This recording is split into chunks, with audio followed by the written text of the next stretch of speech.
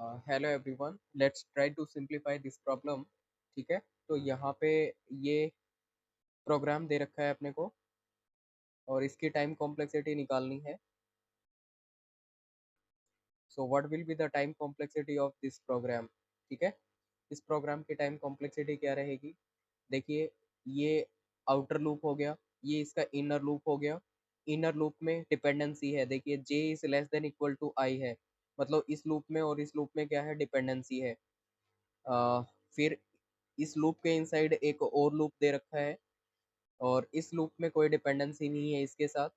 तो कितना टाइम के लिए एग्जीक्यूट करेगा ये अपने को चेक करना है। तो इनिशियली क्या होगा, इनिशियल स्टेज पे i की वैल्यू क्या है, i इक्वल टू 1 है।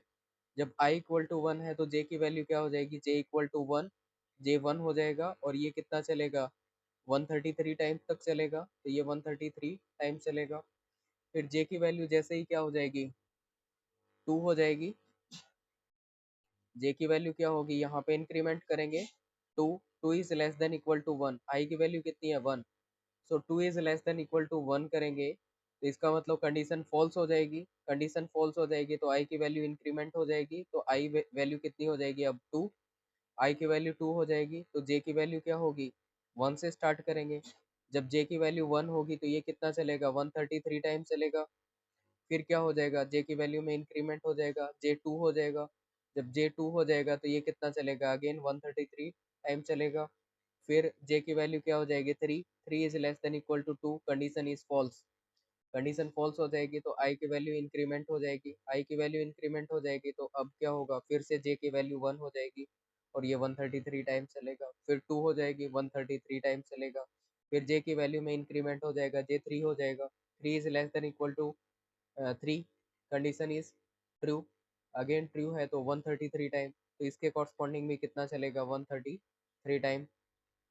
ओके, और फिर क्या हो जाएगी, j की value 4, 4 is less than equal to 3, condition is false और टर्मिनेट हो जाएगा।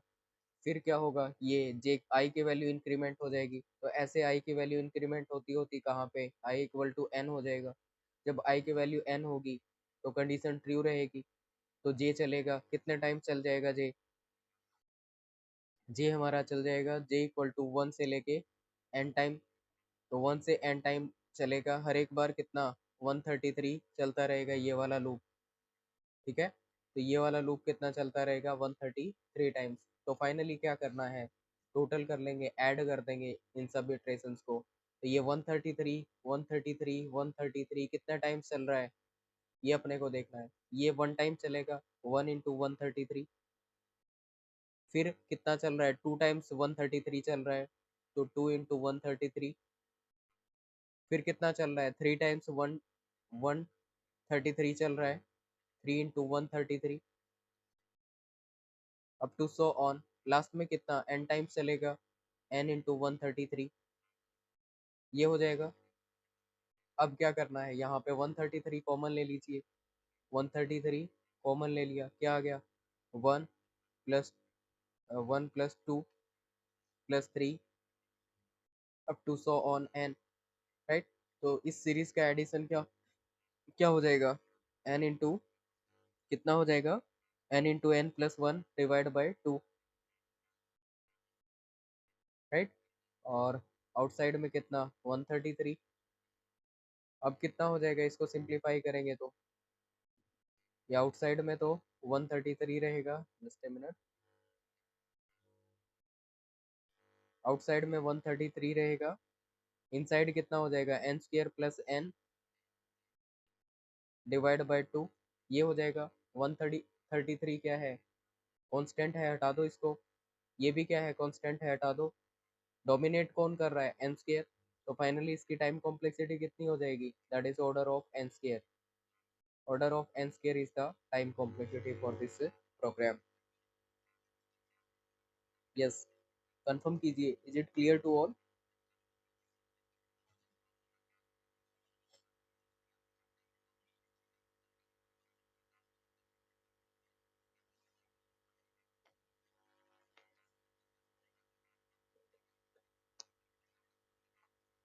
लास्ट लाइन देखिए, मैंने क्या किया, यहाँ तक पता चल गया, 133 कॉमन लिया, ये वाली सीरीज बन गई। इसको क्या करना है, ऐड करना है मतलब इन नंबर्स को, तो क्या हो जाएगा, n into N plus one divide by two हो जाएगा।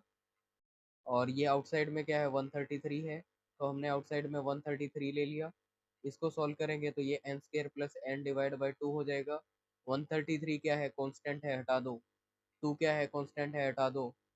तो बच गया क्या, डोमिनेट कौन कर रहा है, एन स्केयर प्लस एन आ गया ना। इन दोनों में से डोमिनेट कौन करेगा, बड़ी टर्म कौन सी है, एन स्केयर। तो फाइनली टाइम कॉम्प्लेक्सिटी क्या आ जाएगी, that is order of N square. ठीक है, ये हो जाएगी इसकी टाइम कॉम्प्लेक्सिटी।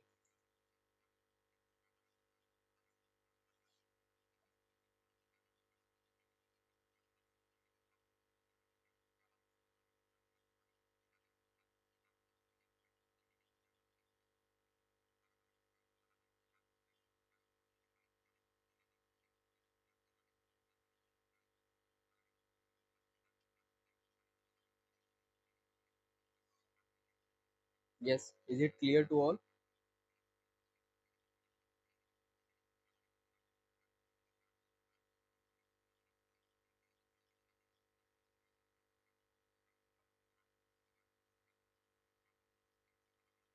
ओवरऑल हमने टोटल काउंट कर लिया है, first and second loop overall हमने काउंट कर लिया है।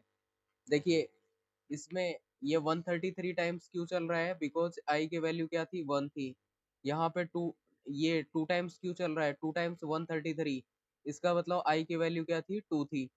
और उसके बाद क्या कर दिया, ये थ्री, थ्री टाइम्स 133। तो एक्चुअली हमने जब इनको ऐड कर दिया ना, इसका मतलब क्या है, आउटर लूप ऑलरेडी ऐड हो चुके हैं इसमें। ठीक है, आउटर लूप क्या हो चुका है, ऑलरेडी इसमें ऐड हो चुका है। क्योंकि हम कहाँ तक जा रहे हैं, एन टाइम्स तक जा रहे हैं। तो एन टाइम्स तक हमने क्या कर लिया, ऐड कर लिया ना। ये फर्स्ट टाइम चलेगा तो 133 टाइम्स, सेकेंड टाइम चलेगा तो 2 इंटू 133 टाइम, 3 इंटू 133 टाइम्स। हाँ बिल्कुल, आई की वैल्यू जब एन होगी तो ये एन टाइम तक चल रहा है, तो ये सारा काउंट कर लिया है हमने, है ना। तो इसको टोटल कर लिया हमने काउंट। तो इसको अगर सिंप्लीफाई करेंगे तो फाइनली ये रिजल्ट आ जाएगा। Yes Dev, is it clear?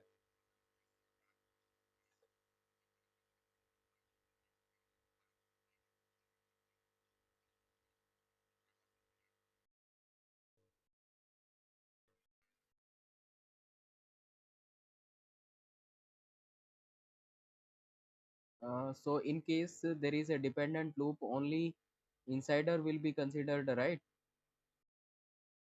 Okay, जब इंडिपेंडेंट लूप होगा तो डायरेक्टली आप क्या नहीं कर सकते उसको, इस तरीके से मल्टीप्लाई नहीं कर सकते जैसे पहले कर रहे थे, उस तरीके से हम क्या नहीं करेंगे, डायरेक्टली उसको मल्टीप्लाई नहीं करेंगे। हमें क्या करना पड़ेगा, डिपेंडेंट लूप को मैन्युअली सोल्व करके देखना पड़ेगा कि इस टाइप से क्या रहेगा, ये एग्जीक्यूट हो रहा है। ठीक है, तो आप डायरेक्टली उसको मल्टीप्लाई नहीं कर सकते, आपको चेक करना पड़ेगा कि कहाँ तक कौन सा लूप चल रहा है। अभी तो इसकी कॉम्प्लेक्सिटी क्या आ गई, एन स्क्वायर आ गई। लग रहा होगा कि हमने क्या कर दिया, इसको मल्टीप्लाई कर दिया, राइट, ऐसा लग रहा होगा, बट हर एक में ऐसा नहीं आएगा। तो आपको निकाल के देखना पड़ेगा।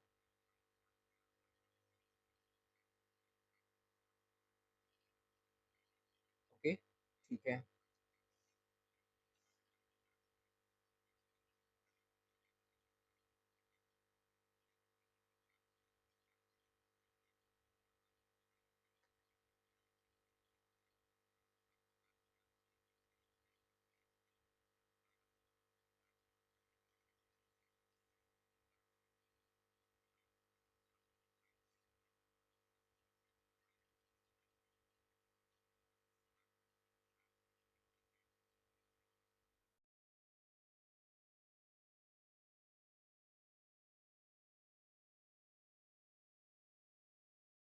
नो, ऐसा कोई शॉर्टकट ट्रिक नहीं है कि आपको देखते ही पता चल जाएगा।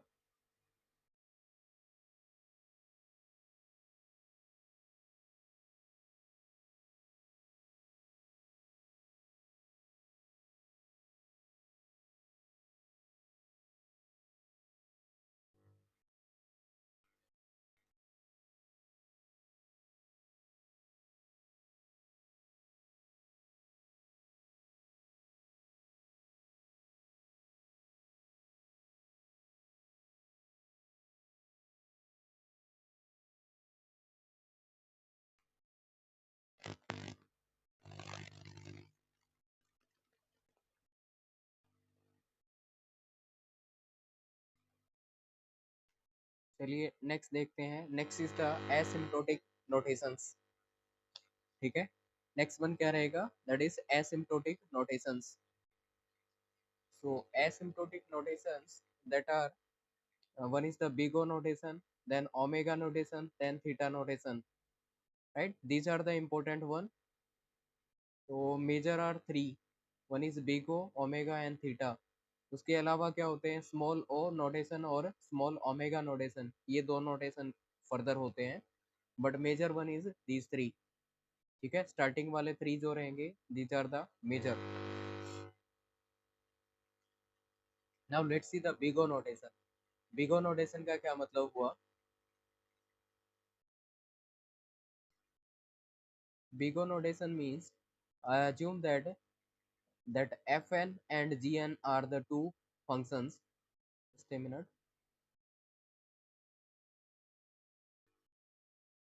Let fn and gn, these are the two functions. दो functions ले लिए हमने, एक fn हो गया, दूसरा gn हो गया, right? Then f1 equal to order of g of n. fn equal to क्या होगा, order of g of n होगा। कब लिख सकते हैं ऐसा? When it satisfy this equation that f of n is less than equal to c dot g of n, where c is the constant greater than 0 and that n is greater than equal to 1, right? n क्या रहेगा, एक n note point रहेगा, where n note is greater than equal to 1। ठीक है, ये रहेगा।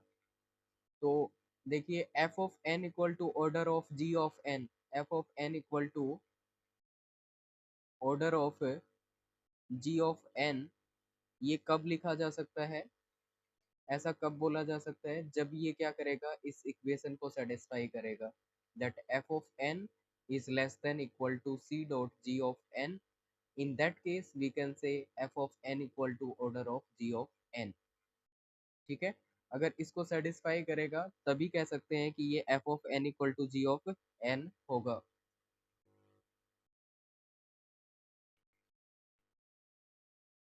चलिए देखते हैं, मान लीजिए कि f of n क्या दे रखा है, f of n that is equal to n plus 10 और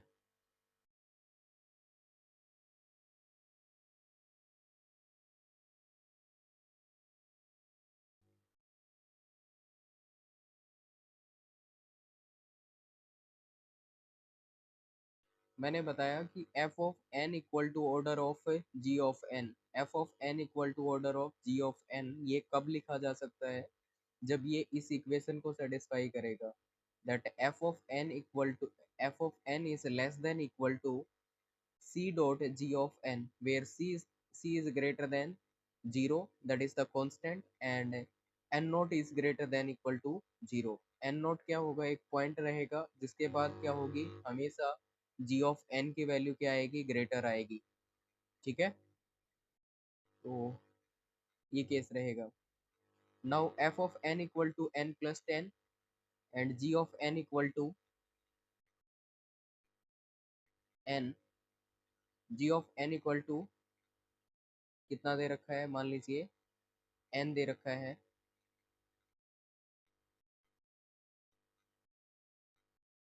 या n स्केयर लगा लीजिए, मान लीजिए n स्केयर दे रखा है, g of n equal to n square। in that case we can we write down f of n equal to,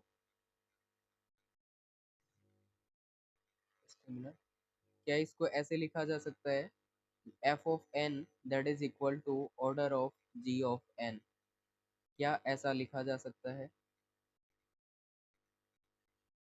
f of n equal to order of g of n? तो ऐसा कब लिखा जा सकता है, अगर ये सेटिस्फाई करता है इस वाली कंडीशन को, f of n sorry let me write down, अगर ये सेटिस्फाई करेगा इस वाली कंडीशन को, that f of n is less than equal to c dot g of n, अगर इस कंडीशन को ये सेटिस्फाई करे तो कह सकते हैं कि f of n equal to order of g of n, ऐसा लिखा जा सकता है, राइट। अनदर थिंग, हमें क्या करना है, n नोट की वैल्यू भी आइडेंटिफाई करना है कि एन नोट की वैल्यू क्या रहेगी। चलिए देखते हैं कैसे फाइंड आउट करेंगे। तो एफ ऑफ एन अपने को दे रखा है, दैट इज एन प्लस 10, और सी कांस्टेंट दे रखा है, कांस्टेंट मान लीजिए 1 दे रखा है, मान लेते हैं constant equal to 1, that is less than equal to 1 into C dot ji of N. G of N की वैल्यू क्या दे रखी है, एन स्केयर, तो इसकी वैल्यू दे रखी है एन स्केयर। चलिए अब क्या करना है, मान लेते हैं n की वैल्यू क्या है इनिशियली 1, तो n की वैल्यू अगर 1 होगी तो इसकी वैल्यू कितनी हो जाएगी, 1 प्लस 10 11, और इसकी वैल्यू कितनी हो जाएगी, इसकी वैल्यू कितनी हो जाएगी n का स्क्वायर, n का स्क्वायर का मतलब 1 का स्क्वायर, 1 का स्क्वायर मतलब 1, ये 1 हो जाएगा, ये 11 हो जाएगा। फिर n की वैल्यू 2 रख देते हैं, n की वैल्यू 2 होगी तो ये कितना हो जाएगा 12, और ये कितना हो जाएगा 2, 2 टू जा 4, मतलब 2 स्क्वायर हो जाएगा ना, 2 स्क्वायर का मतलब 4। नेक्स्ट टाइम इसकी वैल्यू n की हमने 3 रख दी, तो ये कितना हो जाएगा 13, और ये कितना हो जाएगा 2 पावर 3, दैट इज n की वैल्यू कितनी रख दी 3, तो n स्क्वायर मतलब 3 स्क्वायर 9। चलिए उसके बाद कितना हो जाएगा, ये मान लीजिए n 4 रख दिया हमने, n इक्वल टू 4, इसकी वैल्यू कितनी हो जाएगी 14, और इसकी वैल्यू कितनी हो जाएगी 4 स्क्वायर दैट इज 16, राइट। तो n इक्वल टू 4 क्या है, that is the n note point, n note point क्या आ गया हमारा, दैट इज इक्वल टू 4। इसका मतलब n की वैल्यू जब क्या होगी 4 होगी, तो उस टाइम हमारा g ऑफ n क्या रहेगा, ग्रेटर रहेगा। इसके बाद हमेशा क्या रहेगा, g ऑफ n हमारा ग्रेटर रहेगा। अब मान लीजिए 5 ले लेते हैं, तो ये 15 हो जाएगा, इसकी वैल्यू कितनी आ जाएगी 25, राइट। तो एन नॉट पॉइंट के बाद क्या होगा, हमेशा इसकी वैल्यू क्या आएगी, ग्रेटर आएगी जी ऑफ एन की, राइट। जी ऑफ एन की वैल्यू हमेशा क्या होगी, ग्रेटर रहेगी। तो ऐसे करके क्या कर सकते हैं, एन नॉट पॉइंट को फाइंड आउट कर सकते हैं, राइट। और हम क्या कर सकते हैं, इस फॉर्म में इसको लिख सकते हैं, F of N equal to order of ji of N. इस फॉर्म में क्या कर सकते हैं, इसको लिखा जा सकता है। इसका मतलब क्या होगा, F of N equal to order of,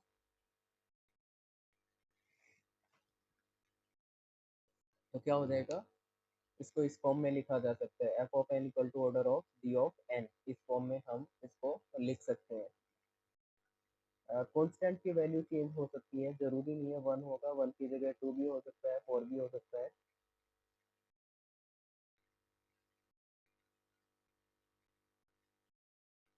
yes, confirm कीजिए, यहाँ तक आपको पता चल गया। एक तो आपको एन एन नोट का पता चल गया, एन नोट कैसे निकालेंगे, ठीक है।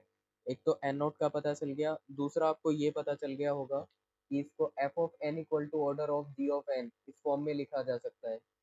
इसको इस फॉर्म में लिखा जा सकता है, F of N equal to order of ji of N. Yes, is it clear to all?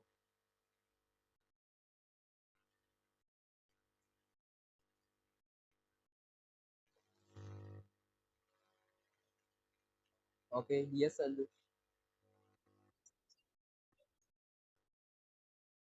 बिल्कुल बिल्कुल, कंडीशन ट्रू होनी चाहिए, अदरवाइज नहीं लिख सकते, ठीक है। ओके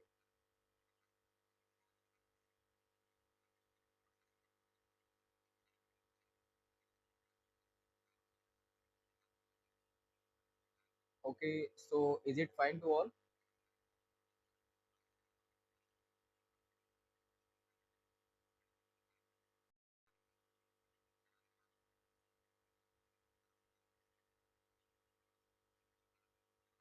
ओके, एसिम्प्टोटिक नोटेशन से भी क्वेश्चन बनता है, यहाँ से भी क्वेश्चन पूछा जाता है।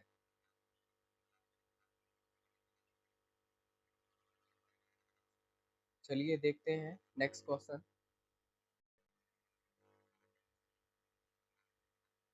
मान लीजिए एफ ऑफ एन की वैल्यू दे रखी है, F of N that is equal to N square plus 10, और लेट मी से 100, और जी ऑफ एन क्या दे रखा है, G of N that is equal to N square, G of N क्या दे रखा है, एन स्क्वायर दे रखा है। तो in that case can we write down f of n equal to order of g of n? क्या ऐसा लिखा जा सकता है f of n equal to order of g of n? Yes or no?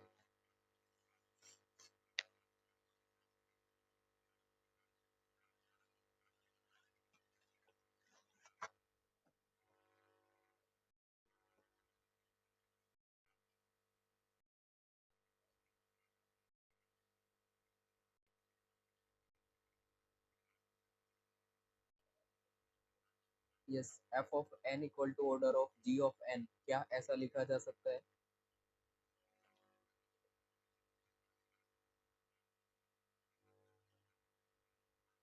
Mahesh Chand, that is no. अच्छा,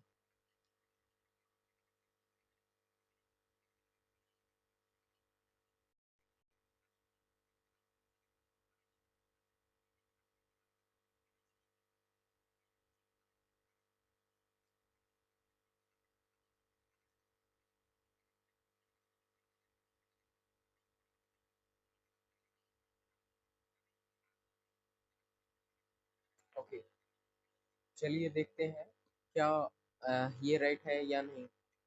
आपको दो function दे देगा और कहेगा f of n equal to order of g of n, ये ट्रू है या फॉल्स है, ऐसा लिख सकते हैं या नहीं लिख सकते, राइट, लाइक दैट, इस तरीके से पूछा जाएगा। तो चेक करते हैं ऐसा लिखा जा सकता है क्या। देखिए f of n equal to order of g of n कब लिखा जा सकता है, जब ये सेटिस्फाई करेगा f of n is less than equal to c dot g of n। अगर इसको सेटिस्फाई करेगा तभी हम क्या कर सकते हैं, इसको इस फॉर्म में लिख सकते हैं।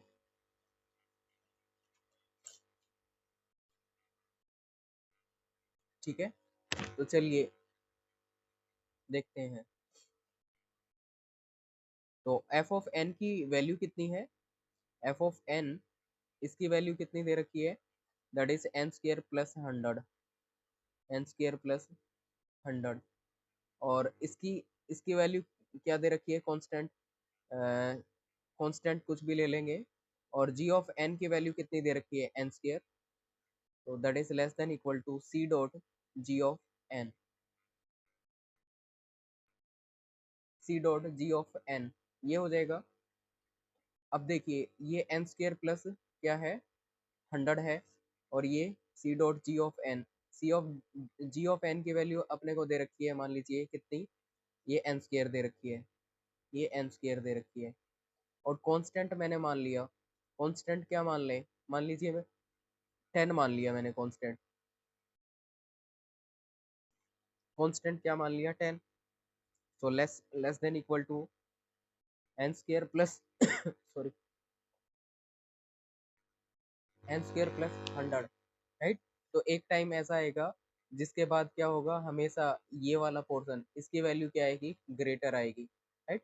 एक टाइम के बाद क्या होगा, इस वाले की वैल्यू हमेशा क्या होगी, ग्रेटर आएगी। जैसे मान लीजिए रफली एक बार चेक करते हैं, n की वैल्यू 1 रखें तो कितना आ जाएगा, ये 1 का स्क्वायर प्लस 100, इट इज 101। ये कितना आ जाएगा, 1 स्क्वायर 1, दैट इज 10, ये 10 आ जाएगा। अब इसकी वैल्यू 2 रखेंगे तो कितना आ जाएगा, 2 square, 2 square means that is 4 plus this one 104। और ये कितना आ जाएगा, 4 4 इंटू 10 40, कितना आ जाएगा। n की वैल्यू जब 2 होगी, n की वैल्यू जब 3 होगी तो क्या होगा, that is 9, 9 plus this one it is 109, ये कितना हो जाएगा, 9 प्लस 10 90। जब n की वैल्यू कितनी हो जाएगी 4, ये कितना हो जाएगा 16, 16 प्लस दिस वन 116, ये कितना हो जाएगा 4, 4 multiply that is 16, 16 multiply by 10 160। अब इसके बाद क्या होगी, हमेशा इसकी वैल्यू ग्रेटर ही आएगी। तो n, ये क्या हो जाएगा, n equal to 4 means it is equal to n naught, n naught की वैल्यू क्या हो जाएगी 4, राइट। तो इसके बाद हमेशा क्या होगा, ये ग्रेटर ही आएगा, ओके। तो इसको आपको ऐसे करके नहीं देखने की जरूरत कि वैल्यू पुट करते जाएंगे और ऐसे करेंगे। आप एक चीज देखनी है आपको कि इन दोनों फंक्शंस में डोमिनेट कौन कर रहा है, ये वाला, और यहाँ पे भी एन स्केयर है, ये दोनों इक्वल है ना, N square equal to N square, right, ये इक्वल आएगा। ये कांस्टेंट है, कांस्टेंट को कांस्टेंट के साथ हैंडल किया जा सकता है, राइट। कांस्टेंट को कांस्टेंट के साथ क्या किया जा सकता है, हैंडल किया जा सकता है। कांस्टेंट कुछ भी हो सकता है, that can be the 1000, it can be 1 lakh, 1 crore and so on, right. तो कांस्टेंट को कांस्टेंट से हैंडल कर लेंगे। जब डोमिनेटिंग टर्म दोनों फंक्शंस में इक्वल होगी तो ये क्या करेगा, F of N equal to order of ji of N, इसको हमेशा सेटिस्फाई करेगा। Is it clear to all?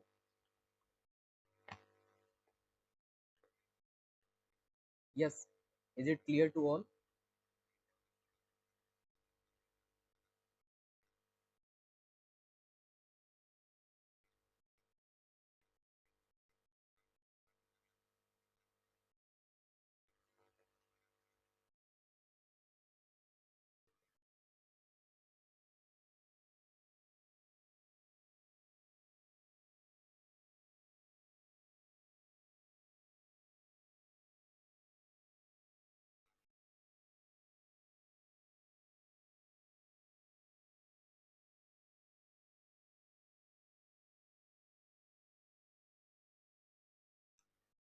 Devendra, ये जो रहेंगे, ये नंबर क्या रहेगा, एक तो कांस्टेंट जो रहेगा ग्रेटर देन जीरो रहेगा, और एन क्या रहेगा, that is greater than equal to, right.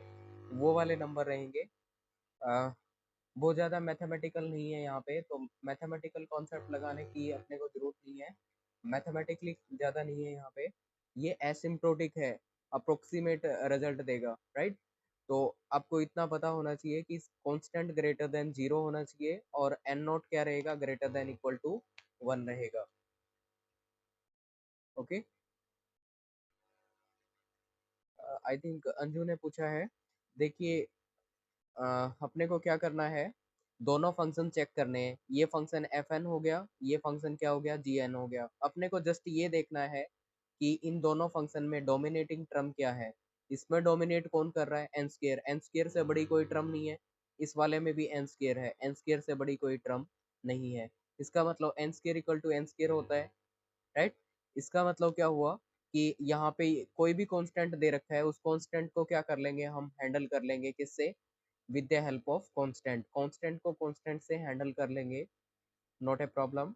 तो फाइनली कह सकते हैं कि जब इक्वल केस आ जाएगा तो ये इसको सेटिस्फाई करेगा, F N equal to order of ji of N, इसको सेटिस्फाई करेगा, हमेशा सेटिस्फाई करेगा। चलिए और एग्जांपल लेंगे, उससे समझ आ जाएगा। तो अभी तक क्लियर है?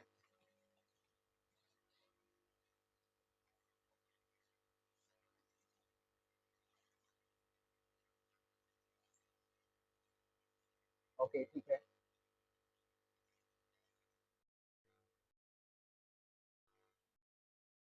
एक एग्जांपल और लेते हैं। मान लीजिए F of N that is equal to N square plus N plus 100, ये दे रखा है।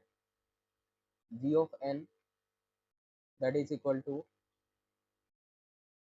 एन स्क्र प्लस 10 दे रखा है। यस। अब बताइए F of N equal to order of G N होगा या नहीं। F of N that is equal to order of ji of N, ऐसे लिखा जा सकता है या नहीं।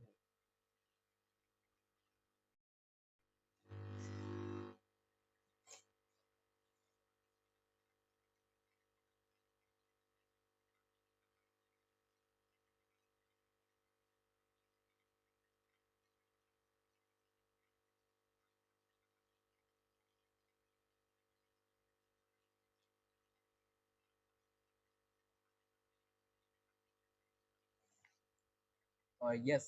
तो इसको क्या किया जा सकता है, इस फॉर्म में लिखा जा सकता है। हमें क्या करना है, डोमिनेटिंग टर्म्स को चेक करना है। So what is the dominating term in this one? So N square is the largest term, ठीक है, ये डोमिनेट कर रही है यहाँ पे। एन स्केयर ये डोमिनेट कर रहा है, तो दोनों में क्या है, डोमिनेटिंग टर्म इक्वल है। दोनों में अगर इक्वल है तो इस फॉर्म में लिखा जा सकता है। ये N square F N equal to order of ji of N, इस फॉर्म में लिखा जा सकता है, नॉट ए प्रॉब्लम, कोई प्रॉब्लम नहीं आएगी इसमें।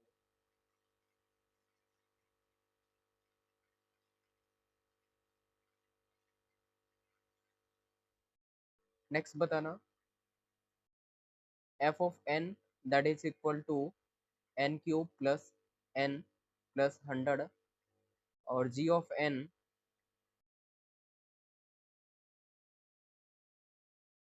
g of n equal to n square plus n plus 1000.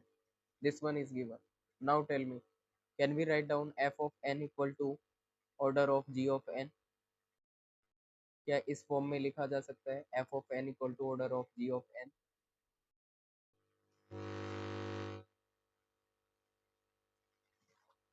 Okay,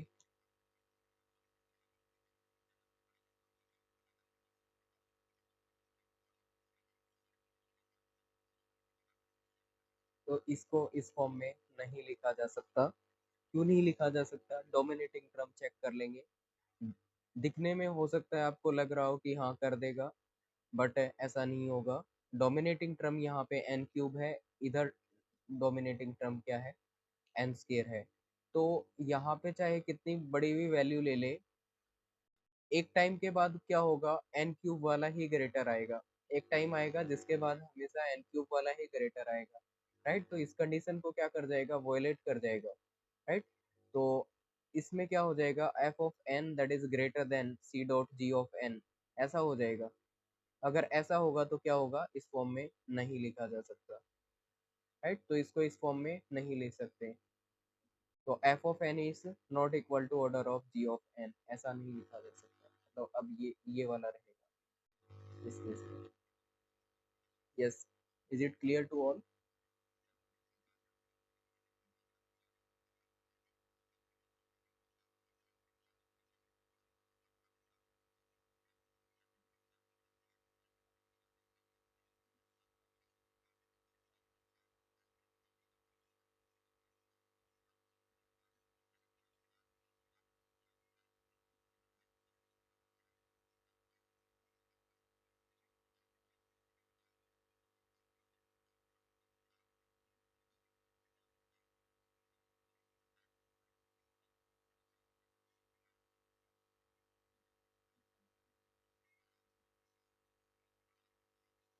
okay, is it clear?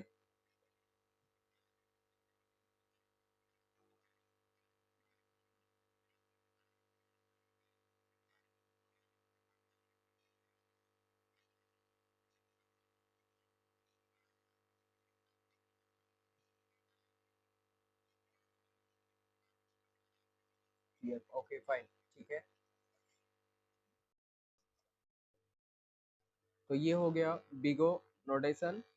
Next will discuss about the omega notation, ठीक है? ओमेगा नोटेशन, ओमेगा नोटेशन में क्या होगा? Let's see. सो ओमेगा के case में ये होता है f of n that is greater than equal to c dot g of n।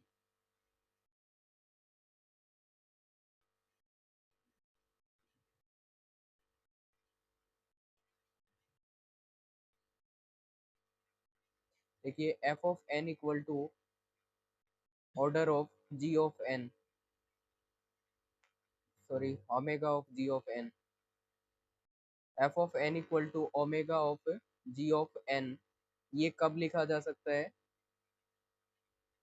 कब लिखा जा सकता है इसको? f of n equal to omega of g of n when it satisfy this condition. ये वाली कंडीशन अगर सेटिस्फाई होगी तो उस केस में लिखा जा सकता है।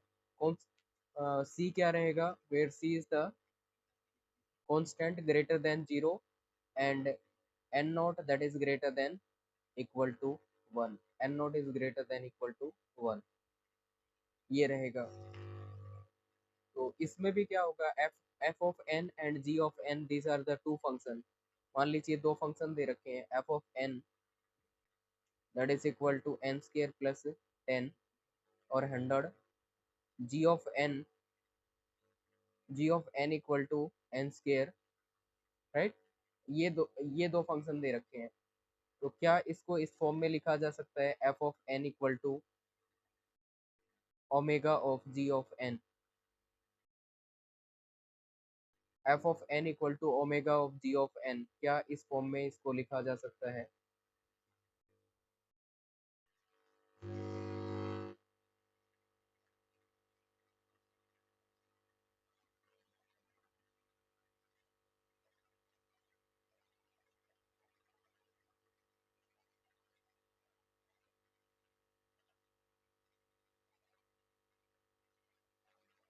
यस ओके लिखा जा सकता है, ठीक है।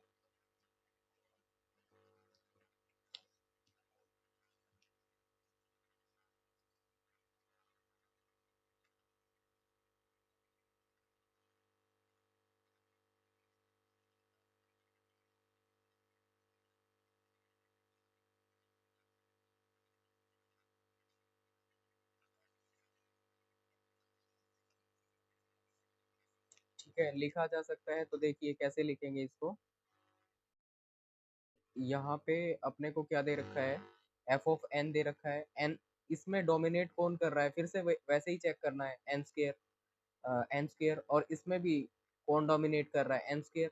तो क्या होगा, N square equal to N square. Equal वाला केस क्या होगा, जब दोनों डोमिनेटिंग टर्म क्या आ जाए, सेम आ जाए, तो क्या कर सकते हैं, इस फॉर्म में लिखा जा सकता है, F of N equal to omega of ji of N, इस फॉर्म में इसको लिखा जा सकता है। ठीक है, और एन नोट भी कैसे निकालेंगे, एन नोट भी जैसे पहले निकाला था वैसे ही इसका एन नोट भी निकाला जा सकता है। एन नोट कई बार पूछ लेते हैं, मतलब बाई चांस पूछते हैं, इतना फ्रीक्वेंट नहीं पूछते।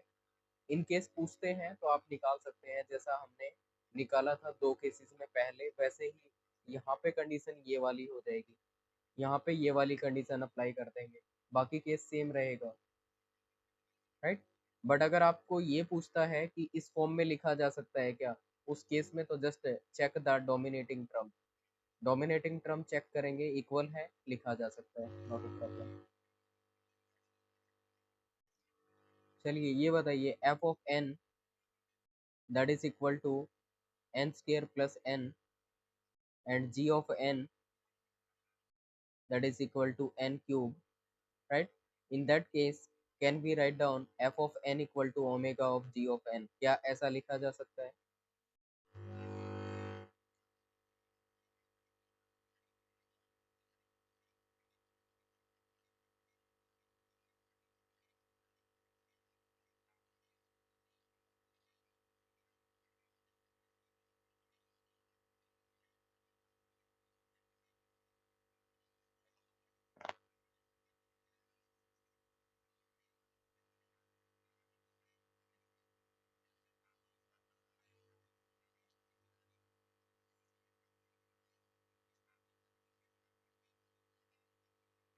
नो। ओके तो इसको इस फॉर्म में नहीं लिखा जा सकता।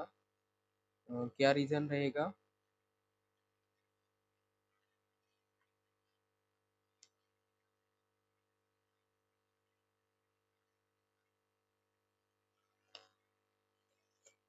देखिए यहाँ पे डोमिनेट कौन कर रहा है, एन स्केयर, यहाँ पे डोमिनेट कौन कर रहा है, N cube.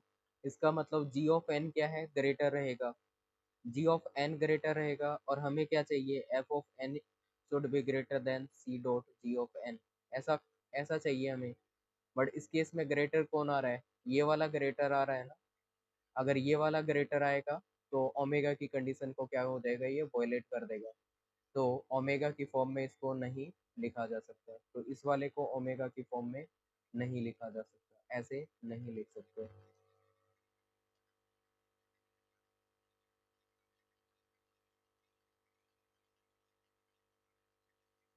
Yes, is it clear to all?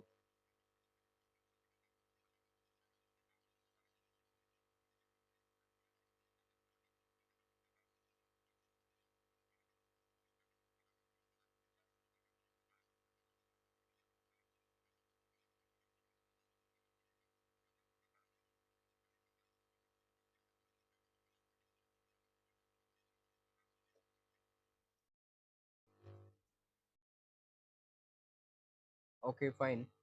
चलिए एक क्वेश्चन और कर लेते हैं ओमेगा का। F of N that is equal to 2n plus 10 and g of n that is equal to 4n plus 100. Yes. In that case, can we write down f of n equal to omega of g of n? क्या ऐसा लिखा जा सकता है, f of n equal to omega of g of n?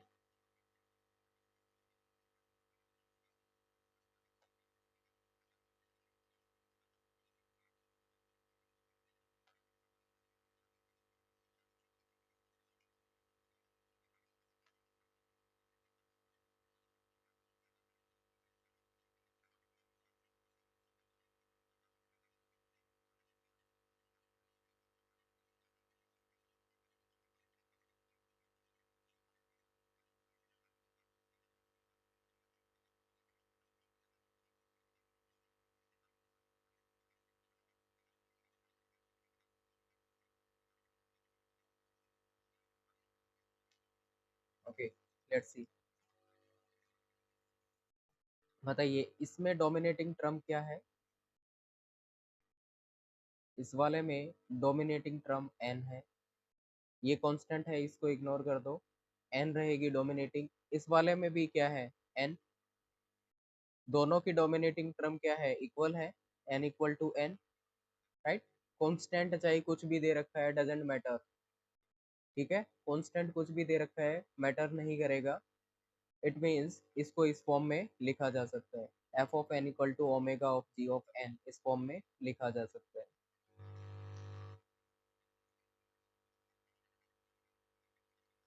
Yes, is it clear to all?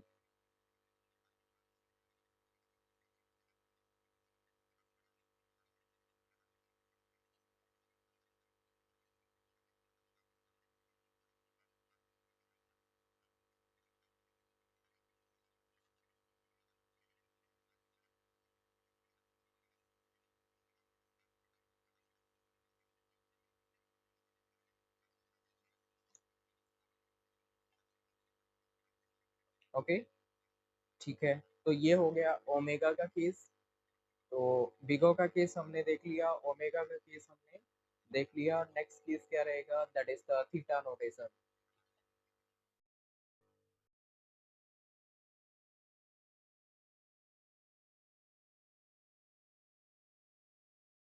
Okay, देखिए अपने को क्या करना है निमेश, इसको ग्रेटर बनाना है ना,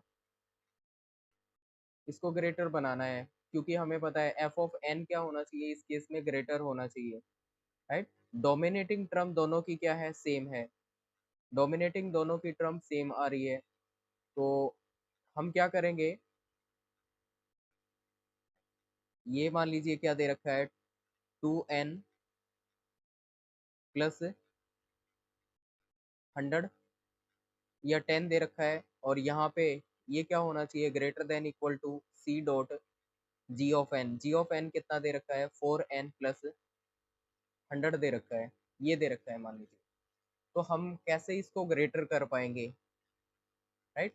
तो हम क्या कर सकते हैं, कांस्टेंट क्या होना चाहिए? Greater than zero. अब कांस्टेंट मैंने मान लीजिए कि कांस्टेंट क्या ले लिया, यहाँ पे कांस्टेंट इक्वल टू 1/100 ले लिया। तो ये कांस्टेंट क्या हो गया? 1/100।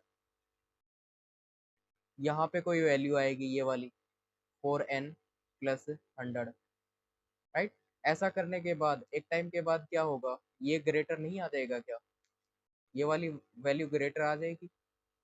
अगर इससे भी काम नहीं चल रहा तो मैं 1000 कर दूंगा, 1/1000। तो ये वाली वैल्यू क्या होती जाएगी? छोटी होती जाएगी ना। तो कांस्टेंट से क्या कर लेंगे, इसको हैंडल कर लेंगे। कांस्टेंट अभी भी क्या है? ग्रेटर देन जीरो है। इससे भी काम नहीं चलेगा तो 10,000 कर दूंगा, 1 लाख कर दूंगा, 1 करोड़ कर दूंगा।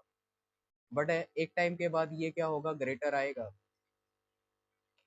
ठीक है ना। तभी हम क्या करते हैं, डोमिनेटिंग टर्म्स को चेक करते हैं।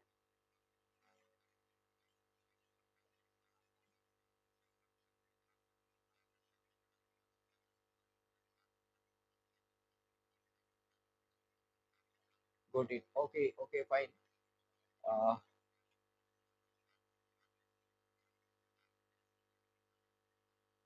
Now let's see the next one. Next one is the theta notation.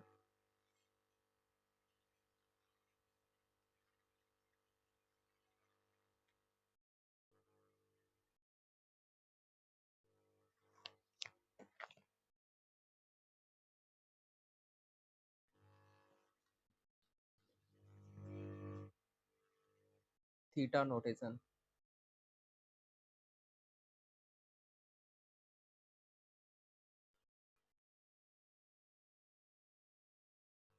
तो जनरली थीटा से इसको रिप्रेजेंट किया जाएगा, ठीक है।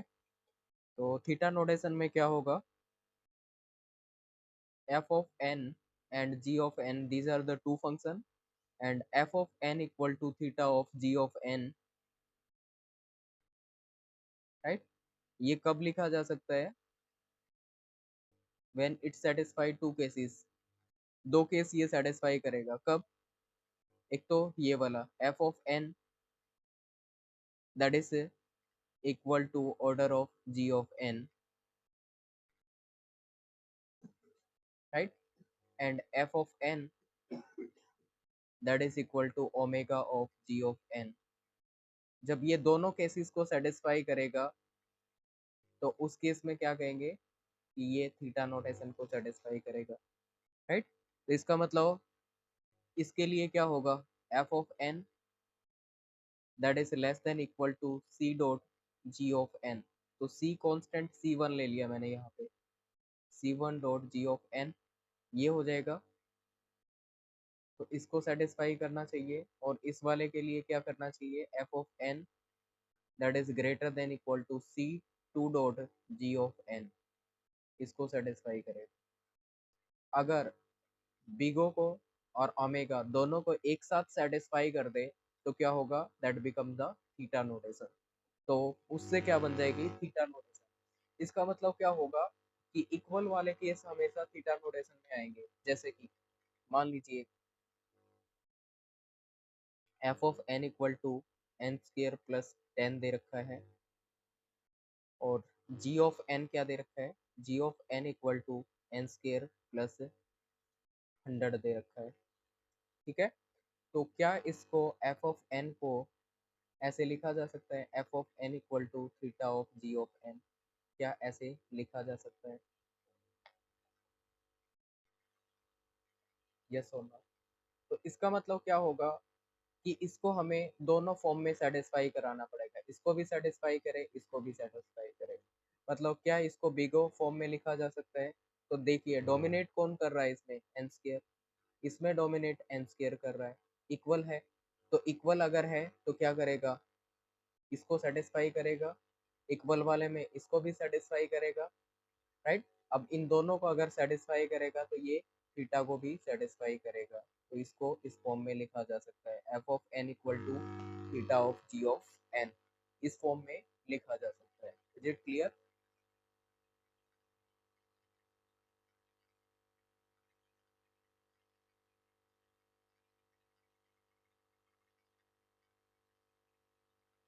यस और not, is it clear.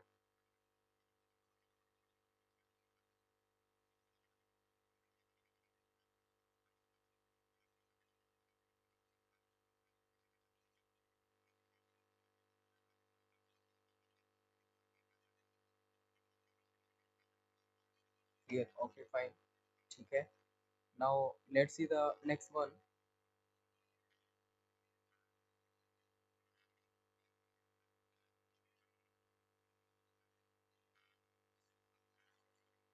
Next example देखते हैं।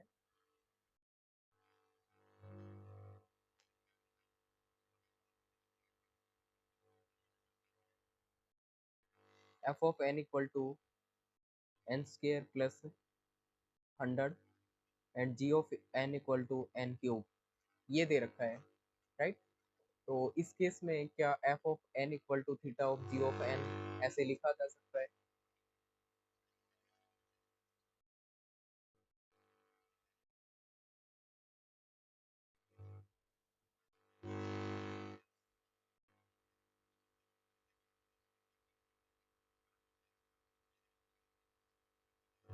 तो देखिए क्या होगा इस केस में, ये एन स्क्र है, यहाँ पे डोमिनेट कौन कर रहा है, एन क्यूब। एन क्यूब का मतलब जी ऑफ एन हमेशा ग्रेटर होगा, है ना। एक टाइम के बाद हमेशा जी ऑफ एन ग्रेटर होगा। इसका मतलब जी ऑफ एन ग्रेटर होता है तो ये वाला केस सेटिस्फाई होता है, राइट। ये केस सेटिस्फाई हो जाएगा। बट इस वाले में क्या होता है, जी ऑफ एन स्मॉलर होता है ना, जी ऑफ एन स्मॉलर होता है, एफ ऑफ एन ग्रेटर होता है। तो ये वाला केस क्या नहीं होगा, सेटिस्फाई नहीं होगा। और थीटा के लिए हमें क्या चाहिए, दोनों केसेस को सेटिस्फाई चाहिए, राइट। इसका मतलब क्या होगा, इसमें ये थीटा नोटेशन को सेटिस्फाई नहीं करेगा। तो हम नहीं लिख सकते F of N equal to theta of ji of N, ऐसा नहीं लिखा जा सकता। Yes, is it clear to all.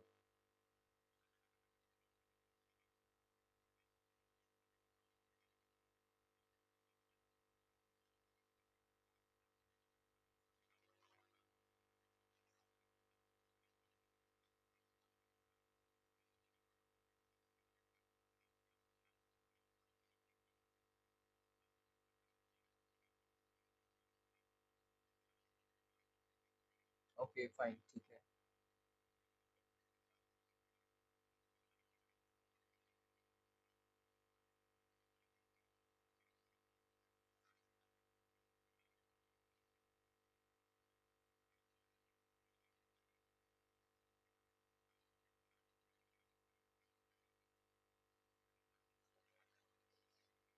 Okay fine, ठीक है। तो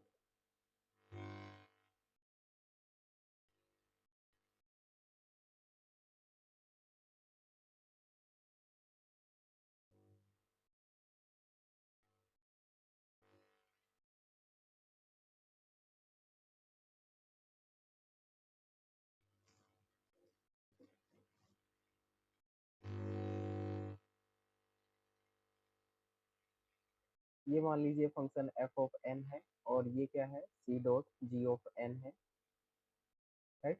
तो एक एन नॉट पॉइंट आएगा, उस एन नॉट पॉइंट के बाद पहले हो सकता है कि आपका जी ऑफ एन ग्रेटर, ये एफ ऑफ एन ग्रेटर है एक पॉइंट तक, बट एक एन नॉट पॉइंट आएगा, उस एन नॉट पॉइंट के बाद हमेशा क्या होगा, हमारा जी ऑफ एन क्या होगा, ग्रेटर होगा।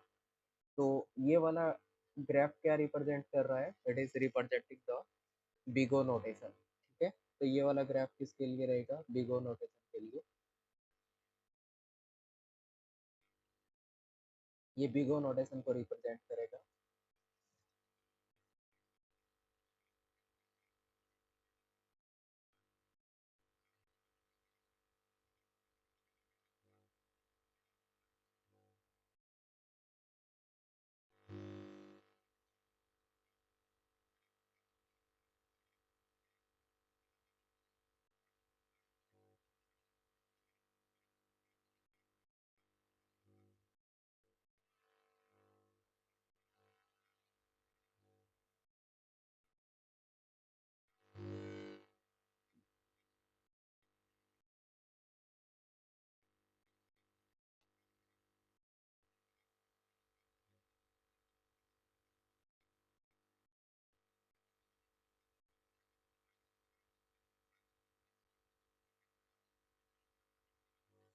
तो यहाँ पे क्या रहेगा, एक एन नोट पॉइंट रहेगा, उस एन नोट पॉइंट के बाद एफ ऑफ एन क्या रहेगा, हमेशा ग्रेटर रहेगा, ठीक है। एन नोट पॉइंट के बाद क्या होगा, एफ ऑफ एन क्या रहेगा, हमेशा ग्रेटर रहेगा।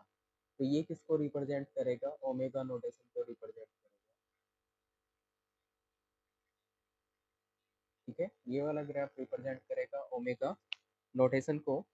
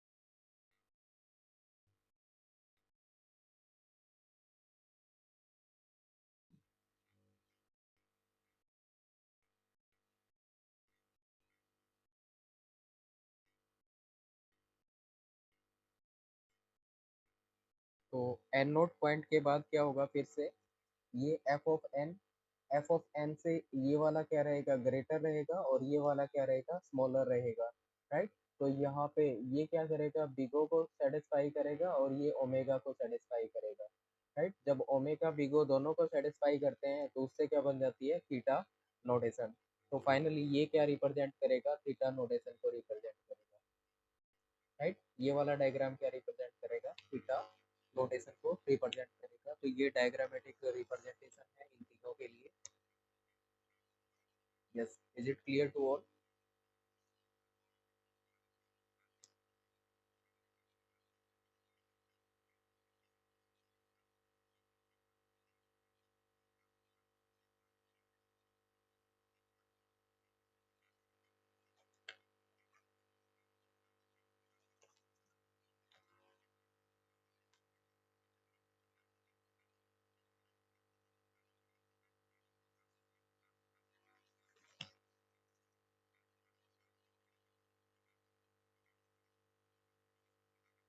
क्लियर, ओके फाइन, ठीक है।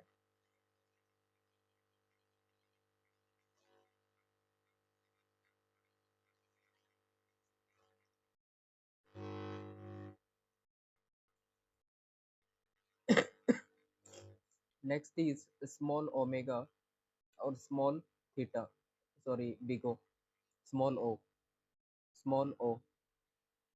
तो स्मॉल ओ को स्मॉल ओ से रिप्रेजेंट करेंगे, F of N equal to small O of ji of n.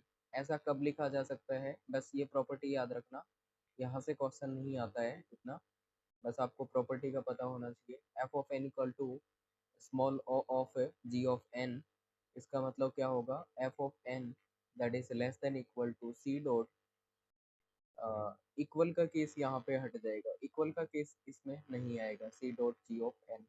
बाकी का जो बिगो का केस आता है ना सेम रहेगा, बस इक्वल हट जाएगा यहाँ से, तो इक्वल को ये सेटिस्फाई नहीं करता है स्मॉल ओ। ऐसे ही स्मॉल ओमेगा रहेगा,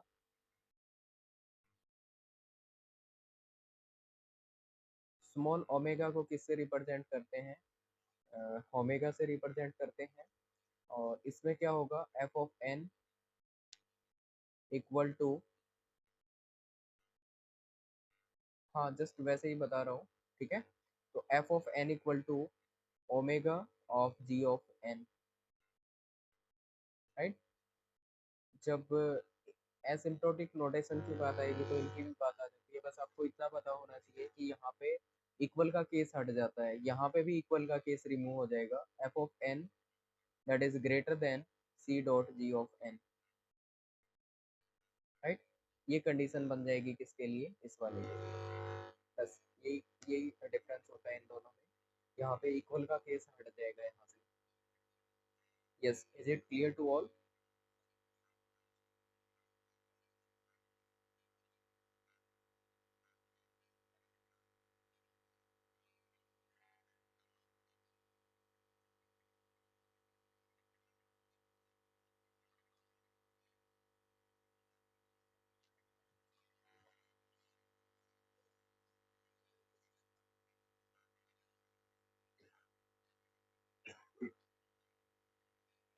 ओके ओके फाइन, ठीक है।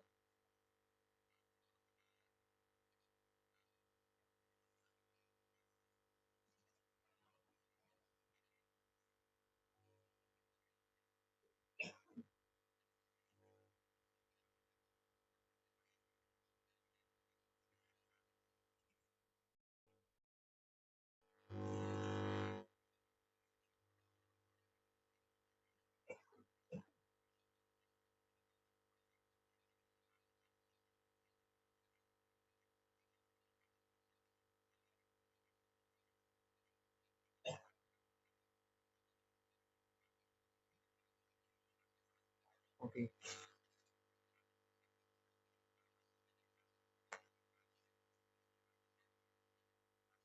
Next is the types of time complexities.